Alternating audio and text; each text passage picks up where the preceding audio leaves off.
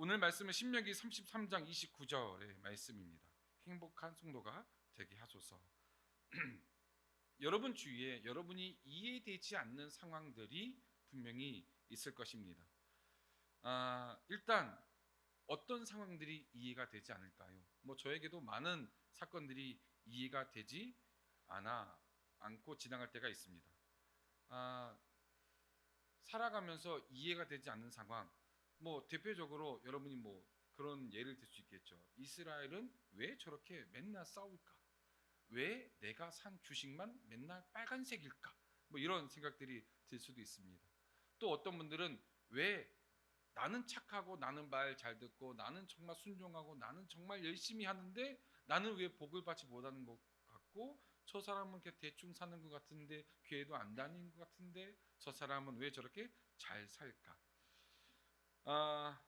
하나님은 이스라엘을 왜 택하셨는가?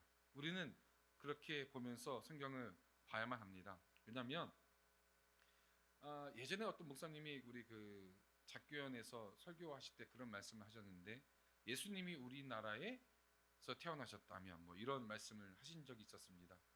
만약에 하나님이 이스라엘을 택한 것이 아니고 우리나라를 택하셨다면 얼마나 좋았을까? 이런 생각을 그걸 들으면서 한 적이 있습니다. 예수님께서 독산성 위에 올라가시사 제자들을 다 세우시고 말씀하시니, 그러면 우리는 성지순례로 비싸게 이스라엘로 안 가도 되잖아요. 걸어서 성지순례 갈 수도 있잖아요. 얼마나 좋을까. 또한 요즘에 K자가 다 붙잖아요. K 뮤직, K 드라마 다 보는데 K 종교 딱 해가지고 전 세계 기독교가 막 왕창 퍼지고 막 이러면은 전도도 잘 될 것 같고 선교도 잘 될 것 같고 이런 생각을 해본 적이 있습니다. 그런데 뭐니 해도 내 삶에서 가장 이해가 안 가는 것 중에 최고라고 뽑으라면 자녀들 문제인 것 같습니다. 나는 안 그런 것 같은데 내 자녀는 왜 그럴까? 나는 그렇게 안 잘한 것 같은데 내 자녀는 왜 그럴까? 그런 생각을 한 적이 있습니다. 지금은 아니고 예전에 그렇게 생각한 적이 있습니다. 자녀들을 교육시켜 보면 얘는 왜 그렇지? 얘는 왜 이렇게 살아가지? 왜 이렇게 생각하지? 라고 생각할 때가 있습니다. 이렇게 우리 상황 가운데 나는 이해가 가지 않는데, 근데 문제는 이해가 가지 않는다고 해서 그 상황이 일어나지 않는 것은 아닙니다. 우리의 이해를 불구하고 그 상황들은 우리 주위에 많이 일어나고 있습니다. 신앙도 마찬가지입니다. 신앙도 우리의 이해와 상관없이 우리 가운데 어떻게든 일어나고 있고 발생하는 가운데 우리는 어떠한 신앙을 가지고 살아가고 있는가?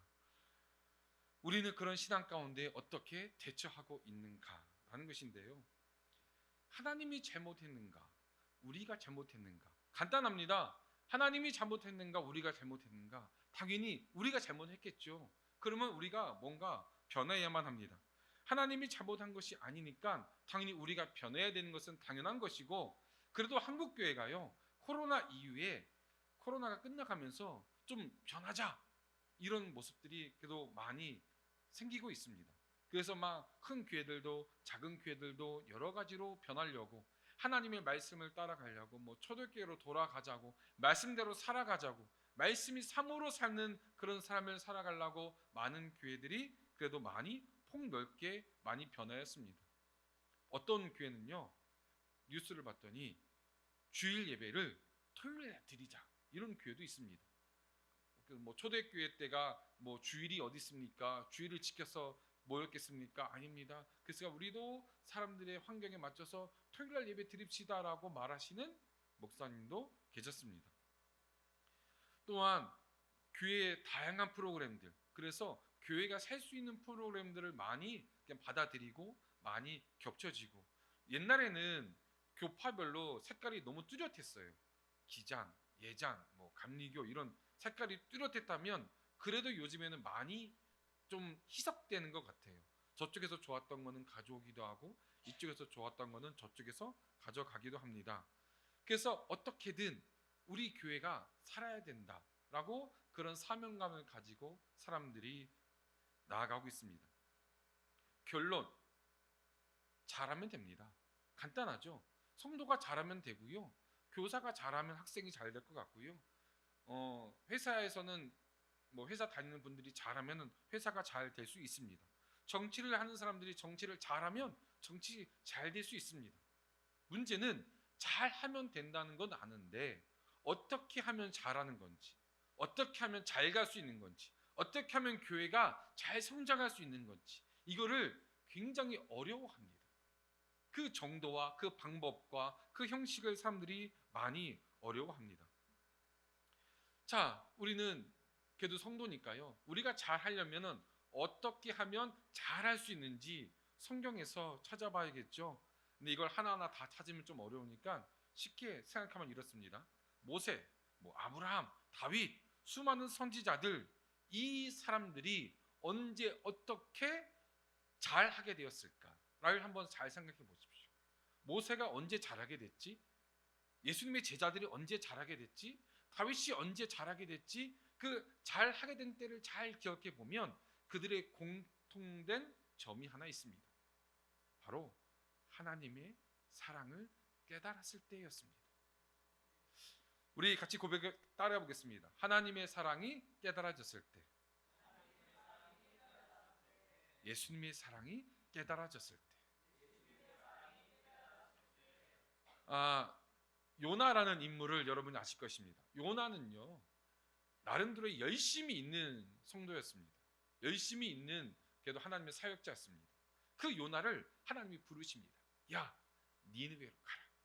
근데 니느웨로 가라고 하는 그 명령에 요나는 그것을 거부합니다. 왜? 니느웨는 아닙니다. 나는 거기로 갈 수 없습니다. 라고 몰래 다시스로 배를 향해 나아갑니다. 그러다가 끝내는 하나님께서 요나를 데리고 니느웨로 갔죠. 그리고 니느웨에서 요나가 열심히 외쳤고 사람들은 거기서 회개를 해서 하나님의 심판이 멀어졌습니다. 자, 그러면 우리는 여기서 어떤 은혜를 받을까요? 와, 하나님의 말씀대로 회개하였더니 그들의 심판이 떠나갔다. 근데 중요한 여기에 포커스가 하나 있습니다. 요나는 열심을 가지고 있는 사람이었습니다. 정말 열심이었어요. 정말 열심이었는데 뭐가 하나가 빠졌다라고 한다면 그것은 바로 하나님의 사랑이라는 거죠. 뭐냐면 하나님의 말씀은 알았습니다. 하나님의 뜻은 알았습니다. 그러나 하나님의 사랑이 깨닫지는 이것이 부족했습니다. 그래서 요나는요, 그것이 다 이루어졌을 때 하나님 감사합니다. 이 모든 영광을 하나님께 올려드립니다 라고 해야 되는 그 요나가 불평합니다. 하나님, 이거 아니잖아요. 그때 하나님이 박농쿨 하나로 요나에게 가르친 건 이것이었습니다. 하나님의 사랑. 하나님의 사랑이 깨달아지면요, 하나님의 사랑이 내가 몸으로 온몸으로 전해지면요, 우리는 우리가 생각하는 삶 아닌 다른 삶을 살아갈 수 있는 성도로 자동으로 바뀌어진다는 것이죠. 베드로를 예수님이 만나 주셨습니다. 부활하신 이후에 예수님이 베드로를 만났는데 여러분이 기본적으로 생각해 보십시오. 베드로를 예수님이 처음으로 만났을 때 부활하신 예수님을 갈릴리에서 만났습니다. 그러면 그곳에서 만난 베드로는 예수님을 만났을 때 어떤 느낌과 어떤 그 감정을 가지고 예수님을 만났을까요? 당당했을까요? 예수님이다. 예수님 반갑습니다. 내가 예수님 얼마나 보고 싶었는데요 라고 했을까요? 아니요. 깜짝 놀랐을 거예요. 왜? 이럴 것 같았으면 예수님을 배반하지도 않았죠. 그런데 깜짝 놀랐던 그 베드로에게 예수님이 다가오셔서 묻습니다. 내가 나를 사랑하느냐? 자, 그 질문을 받는 베드로는 어떠한 감정이었을까? 그때 예수님의 그 질문에 성경에는 글로 되어 있으니 어떠한 감정의 표시가 되어 있진 않지만 아마도 베드로는 그 자리에서 눈물로 고백했을 것입니다. 네, 예수님, 저는 예수님을 사랑합니다. 그런데 그 고백을 3번이나 시켜요. 왜? 베드로는요, 거기서 깨달은 건 하나밖에 없어요. 예수님이 나를 정말로 사랑하시는구나. 그래서 베드로는 내가 죽을지언정 예수님의 사랑을 더 이상 거부할 수가 없는 그런 사람이 되었습니다. 한국교회 참 안타까운 것은요, 한국교회가 어떻게 나아가고 있었나. 여러분이 생각해 보십시오. 예전에 한 90년대쯤 될까요? 복 받으라 참 좋아했습니다. 그래서 복 받으세요, 복 받으라 막 그러면서요, 저기 막 기도원 가면 막 장풍 쏘고 사람들 쓰러지고 막 난리가 났었습니다. 그런 상황 가운데 사람들이 그렇게 뭐 했냐면요, 복 받으라고. 그래서 막 그 유명했던 할렐루야 기도원부터 해가지고 암 치료 받는다, 무슨 치료 받는다, 복을 다 포커스에 거기에 맞췄습니다. 그런 기복 신앙으로 갔습니다. 근데 그 기복 신앙에서 우리가 좀 깨어집시다라고 하면서 나타났던 모습들이 뭐였냐면 본질로 돌아갑시다라는 것이었는데, 그것이 예배 중심이었습니다. 설교 중심이었습니다. 좋습니다. 그러니까 문제는 모든 것은 다 제쳐지고 설교만 이렇게 됐습니다. 저는 여러분께 하나 물어보고 싶은 것이 무엇이었냐면, 그 교회 제가 이제 하늘땅교회 홈페이지를 보니까요, 이재학 목사님 설교만 올라오는 게 아니더라고요. 부교육자님들 이경환 목사님이나 해서 설교가 이렇게 올라오더라고요. 부족한 저에게도 또 목사님이 설교의 자리를 허락하셨습니다. 그런데 이렇게 설교의 자리들이 정말 중요하다면요, 부교육자 못 세우죠. 담임 목사만 붙들고 살아가야죠. 이 시간을 아주 목숨 걸고 지켜야 되는 것이 당연히 맞을 수도 있습니다. 자, 그러면 하늘땅 교회는 이재학 목사님 설교를 듣기 위해 오는 교회입니까? 아니면 하나님의 사랑이 느껴지기에 이 교회를 오는 교회입니까? 당연히 하늘땅 교회는 하나님의 사랑이 느껴지기에 오는 교회일 것입니다. 만약에 이재학 목사님 설교만 좋다면요, 어떻게 변질되냐면 굳이 교회 안 와도 되죠.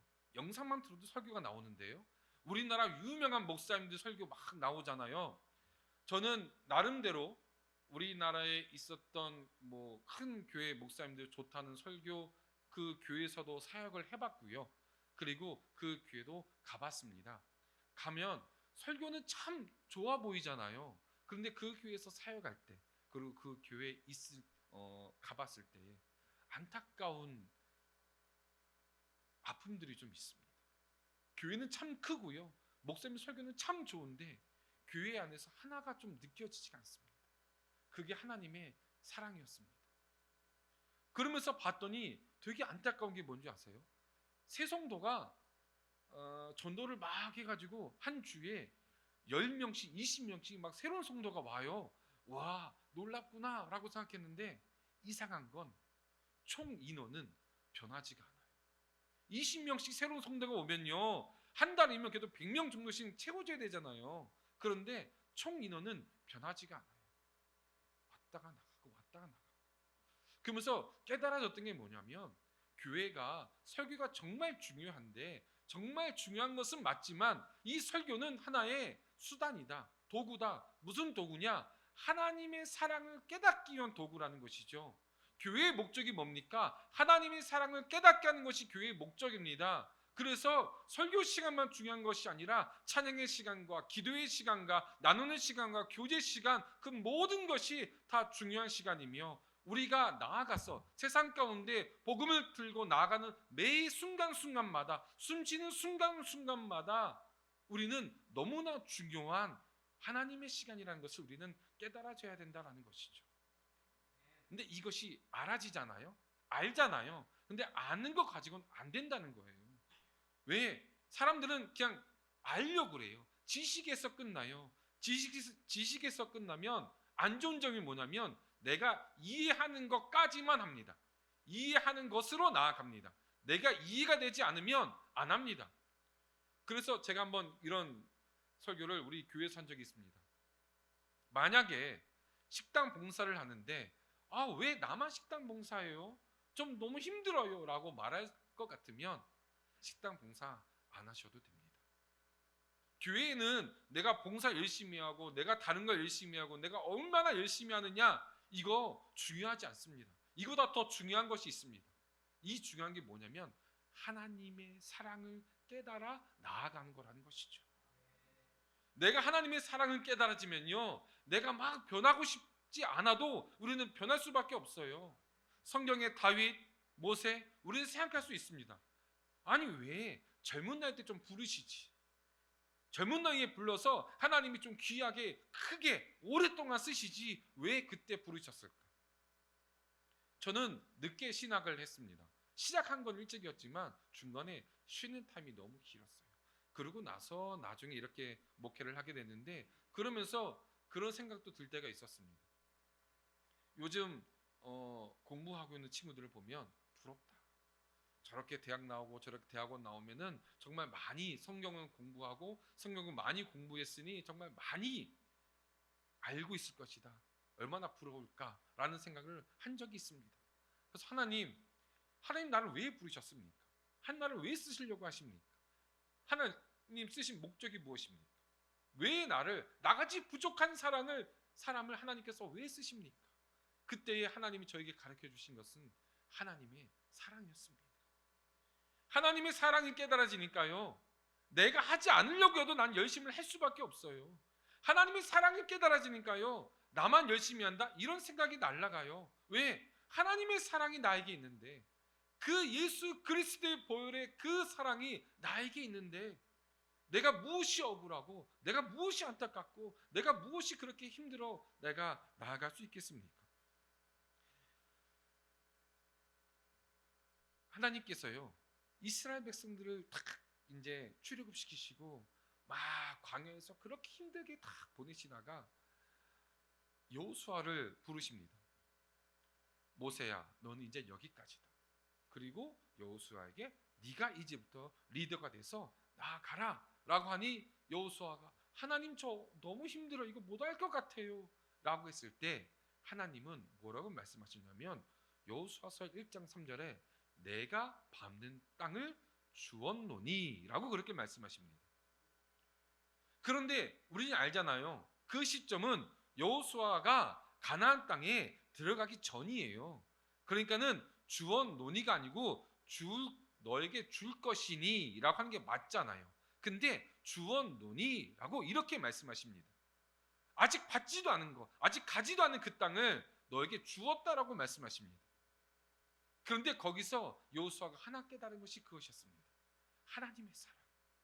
하나님이 나와 함께 하시니 내가 널 두려워하지 말라, 내가 너와 함께 하리라 라고 약속하신 그 말씀으로 인해서, 그 사랑으로 인해서 여호수아는 담대히 그 길을 걸어가며 나아가고 있는 그 성경이 여호수아서 1장 3절에 그렇게 나와 있습니다. 오늘 성경 본문을 제가 어떻게 묵상했냐면, 행복한 우리 교회인데 하나님이 왜 행복한 우리 교회로 주셨을까? 사실은 제가 에피소드가 행복한 우리 교회라고 이름을 지을 때는 몰랐어요. 그런데 하고 나니까, 저는 청구 아파트 상가 있잖아요. 그러니까 여러분이 잘 아시겠지만 청구 아파트 상가 아닌 요쪽 상가, 그러니까 하늘땅교회 맞은편에 있는 상가에 보면 우리 교회가 있어요. 근데 몰랐어요. 근데 갑자기 영락교회 사모님 모시더니, 목사님 저 교회 이름 참고해서 교회 이름 지신 거예요? 그러는 거예요. 그래서 무슨 말씀이세요? 나는 그런 적이 없는데? 라고 가봤더니 진짜 우리 교회가 있더라고요. 그때부터 약간 전도할 때 그런 눈빛이 살짝 보이긴 해요. 막 지나가는데 저분들은 교회 같은데 왜 눈빛이 저럴까라고 생각해봤더니 우리 교회, 다른 사람 입장에서 우리 교회가 있었는데 저쪽에다가 행복한 우리 교회라고 이름을 지었어요. 기분 별로 안 좋을 수도 있겠죠. 근데 저는 정말 모르고 지었거든요. 근데 하나님께 물었습니다. 하나님, 왜 행복한 우리 교회고요? 무엇이 그렇게 행복할까요? 그걸 놓고 막 그렇게 기도를 하다가 작년 2023년 주제가 이스라엘에 너는 행복한 사람이로다라는 거였거든요. 이 말씀에서 주셨는데, 이 말씀을 보면요, 29절에 이스라엘이여 너는 행복한 사람이로다. 자, 여러분 생각해 보십시오. 신명기는 모세가 기록했다라고 저자하고 되어 있습니다. 그런데 모세는 가나안 땅에 들어가지 않은 사람입니다. 다시 말해서 이것이 기록될 때는 모세는요 가나안 땅 점령 전입니다. 즉 그럼 모세는 기껏 해봤자 행복한 사람이라고 내가 드릴 수 있는 공간은 애굽에서의 시간들과 또한 아내의 시간들과 광야의 시간들밖에 없습니다. 근데 그 어느 시간도 그에게 행복한 시간이라고 비춰질 시간은 별로 없습니다. 그런데 지금 이스라엘아, 모세를 포함한 모든 이스라엘 백성아, 너는 행복한 사람이다. 행복한 사람이라고 말을 들으려면 가나안 땅에 들어갔었어야죠. 가나안 땅에 들어간 상태에서 자, 봤지? 이 땅 네 땅이야. 너 이제 가져. 하나님 감사합니다. 나는 행복한 사람입니다라고 우리는 고백할 수 있지 않겠습니까? 그런데 들어가기도 전이에요. 그런데 하나님이 그렇게 고백하게 하세요. 이스라엘아, 너는 행복한 사람이다.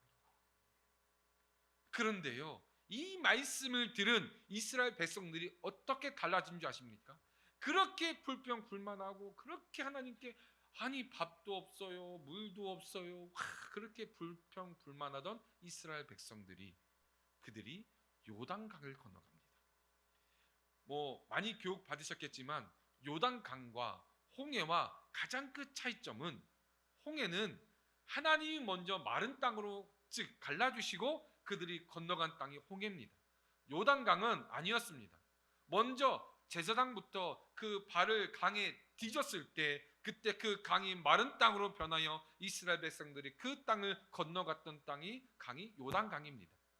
무슨 말이냐면 이루어지지 않은 땅입니다. 점령하지 않은 땅입니다. 아직 내 땅이 아닙니다. 그럼에도 불구하고 이스라엘아 너는 행복한 사람이다 라고 이 말씀을 들은 이스라엘 백성들이 깨달은 것은 무엇이었냐면 하나님의 사랑이었다는 것이죠.